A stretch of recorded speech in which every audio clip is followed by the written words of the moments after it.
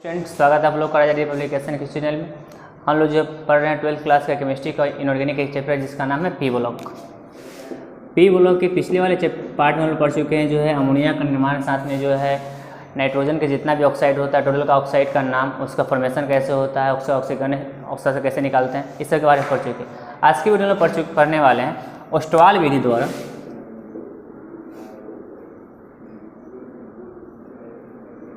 Ostwald विधि द्वारा ammonia का निर्माण, नाइट्रिक अम्ल का निर्माण। नाइट्रिक अम्ल मीन्स HNO3 का निर्माण कैसे किया जाता है। तो अब इसका फॉर्मेशन पढ़ेंगे। स्टूडेंट्स, वीडियो स्टार्ट करने से पहले हमारे चैनल पर नए हैं और चैनल को सब्सक्राइब नहीं किए तो चैनल को सब्सक्राइब जरूर कीजिएगा और वीडियो को लाइक कमेंट करना नहीं भूलिएगा। तो स्टार्ट करते हैं हम लोग। तो सबसे पहले हमें पढ़ना है नाइट्रिक अम्ल का फॉर्मेशन कैसे होता है। तो नाइट्रिक अम्ल फॉर्मेशन करने के लिए जो है यह व्यवस्था है, इस व्यवस्था में कैसे कैसे व्यापारिक विधि से किया जाता है। तो हमको तो करना है व्यापारिक विधि से।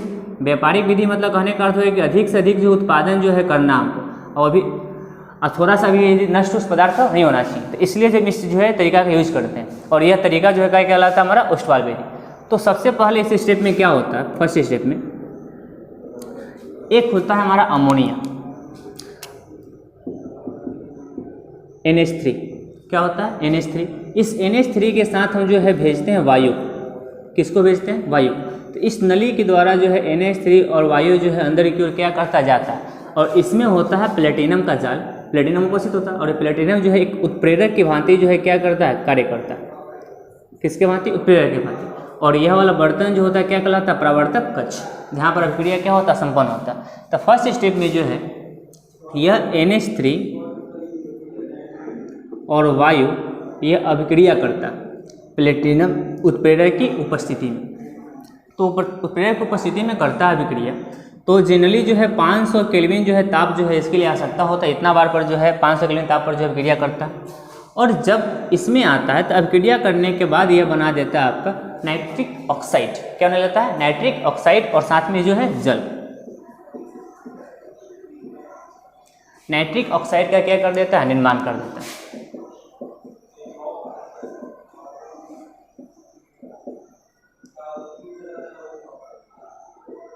तो नाइट्रिक ऑक्साइड बन गया। तो इस नाइट्रिक ऑक्साइड इसमें बनने के बाद यहाँ से जो है यह नाइट्रिक ऑक्साइड इस नली के द्वारा जो है और क्या होता, बढ़ता। तो अब नाइट्रिक ऑक्साइड जो है इस नली के द्वारा जो है यहाँ पे आया, इसमें से इसमें प्रवेश कर जाता है। तो यहाँ पे नाइट्रिक ऑक्साइड पहुँचा। अब फिर इस वाले बर्तन में भेजते हैं क्या चीज़? वायु। और यह ऑक्सीकरण कक्ष कहलाता है। क्या कहलाता है? ऑक्सीकरण कक्ष। तो इसमें जो है फिर से हम वायु को भेजते हैं, तो बन जाता है नाइट्रोजन डाइऑक्साइड। क्या बन जाता है? Nitrogen dioxide. तो स्टेप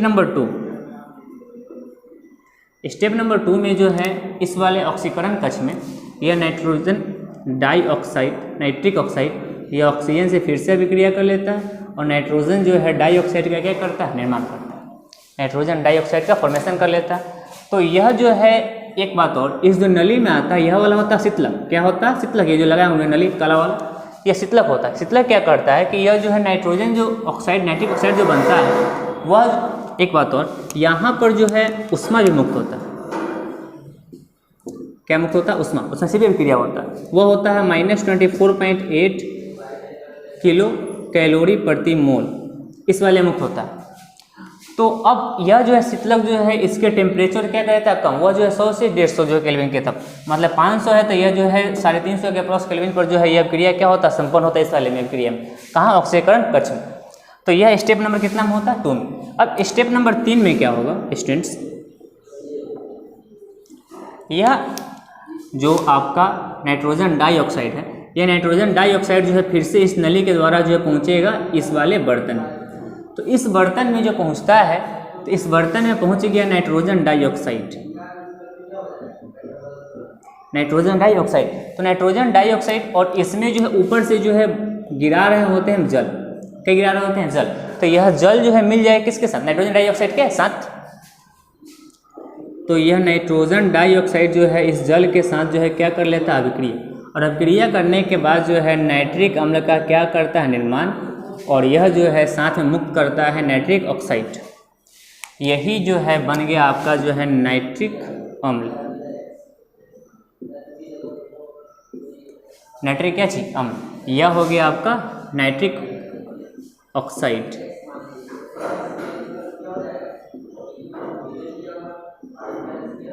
नाइट्रिक क्या चीज? ऑक्साइड। तो नाइट्रिक अम्ल बन गया जिसको हम जो है, यह तो जल वाला नाइट्रिक ऑक्साइड होगा। कैसा होगा? जल वाला नाइट्रिक ऑक्साइड। अब साथ में जो नाइट्रिक ऑक्साइड जो होगा, इस नाइट्रिक ऑक्साइड जो बनता है NO, इसके द्वारा जो है कहाँ निकल जाता है? बाहर। और यह पुनः जो है इसके द्वारा जो है, इस नली के द्वारा जो है बाहर आता है और इसमें जो प्रवेश करवाते हैं और फिर वायु छोड़ते हैं और पुनः इसका चक्रण होते रहता है। तो इस नाइट्रिक ऑक्साइड का पुनः क्या होता है? पुनः चक्रण। क्या होता है? पुनः चक्रण, जिससे बार बार जो पुनः हमको जो प्राप्त हो जाता है। अब यह नाइट्रिक ऑक्साइड जो है थोड़ा इसमें जो जल मिला रहता है, तो स्टेप नंबर 4 में हम क्या करते हैं, लास्ट स्टेप में, कि इस नाइट्रिक अम्ल जो होता है, इस नाइट्रिक अम्ल का जो है सांद्रण करते हैं।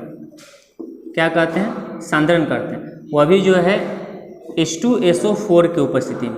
किसकी उपस्थिति में? H2SO4 की उपस्थिति में। तो हमको जो है प्राप्त हो जाता है सांद्रित HNO3, और इसी का उपयोग हम लोग करते हैं क्या चीज? व्यापारिक विधि में। तो यह था जो है स्टूडेंट जो है ओस्टवाल विधि द्वारा जो है नाइट्रिक अम्ल जो HNO3 का निर्माण कैसे होता है और किसके प्रोसेस के द्वारा होता है, यह था इसके बाय क्या चीज? प्रोसेस। तो आप इसका जो है बार बार जो है वीडियो को देख कर जो रिपीट करके जो आसानी से आप देख सकते हैं। मेनली कुछ नहीं है, आप सबसे पहले जो इस परावर्तक कक्ष में डालेंगे NH3 मतलब अमोनिया, वायु को झोंकेंगे तो ये प्लेटिनम की उपस्थिति में बदल जाएगा जो नाइट्रिक ऑक्साइड में। नाइट्रिक ऑक्साइड जो आगे आएगा बढ़ते ऑक्सीकरण कक्ष में, यहाँ फिर वायु की उपस्थिति में मिलेगा तो यह बना देगा नाइट्रोजन डाइऑक्साइड। नाइट्रोजन डाइऑक्साइड बना देगा, फिर नाइट्रोजन डाइऑक्साइड भी जो है आगे जाकर इस वाले में जल के साथ मिलेगा। जल के साथ मिलेगा नाइट्रिक अम्ल में क्या हो जाएगा? बदल जाएगा। फिर इसके साथ बनेगा नाइट्रिक ऑक्साइड। नाइट्रिक ऑक्साइड जो है पुनः चक्रण के द्वारा जो है पुनः इसका नाइट्रिक अम्ल परिवर्तित होते रहेगा। बचा जो है नाइट्रिक अम्ल जो होता है, जो तनु होता है, इस तनु को फिर से हम सांद्रण करते हैं H2SO4 की उपस्थिति में, तो हमको सांद्रित जो है HNO3 की प्राप्ति हो जाता है। तो इतना का आप जो है स्टूडेंट्स आप इसी शॉर्ट आप कर सकते हैं या जो है नोट्स आप बना सकते हैं।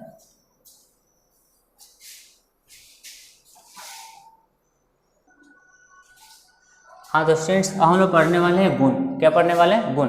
बनाने के विधि पर चुके हम लोग गुण पढ़ेंगे। गुण में सबसे पहला क्या होगा कि जो आपका अमोनिया जो नाइट्रिक अम्ल है HNO3, यह जो है जल के साथ जो है रिएक्टेंट करता है, तो क्रिया करने के बाद यह बनाता है आपका हाइड्रोनियम आयन और साथ में जो है नाइट्रस ऑक्साइड का जो आयन होता है, नाइट्रेट आयन, वह बनाता है। या आप कह सकते हैं कि जो है नाइट्रिक अम्ल, यह हो गया नाइट्रिक अम्ल,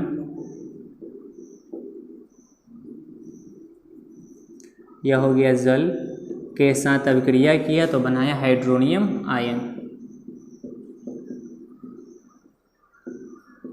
और साथ में कौन? नाइट्रेट आयन का क्या करता है? निर्माण करता है। अब इतना का जो नोट्स बना सकते हैं स्टूडेंट्स सब। अगला नंबर गुण है स्टूडेंट्स कि जब कॉपर और साथ में जिंक, यह दोनों जो है HNO3 जो नाइट्रिक अम्ल है, नाइट्रिक अम्ल के तनु और सांद्र रूप में जब रिएक्टेंट अभिक्रिया करता है, तो अभिक्रिया करने के बाद इस प्रकार की यौगिक क्या करता है? निर्माण करता है। अब याद करने का तरीका क्या है? याद करने का तरीका है कि आप जो है सबसे पहले जानते हैं कि Cu जो इसमें 2+ होता है, NO3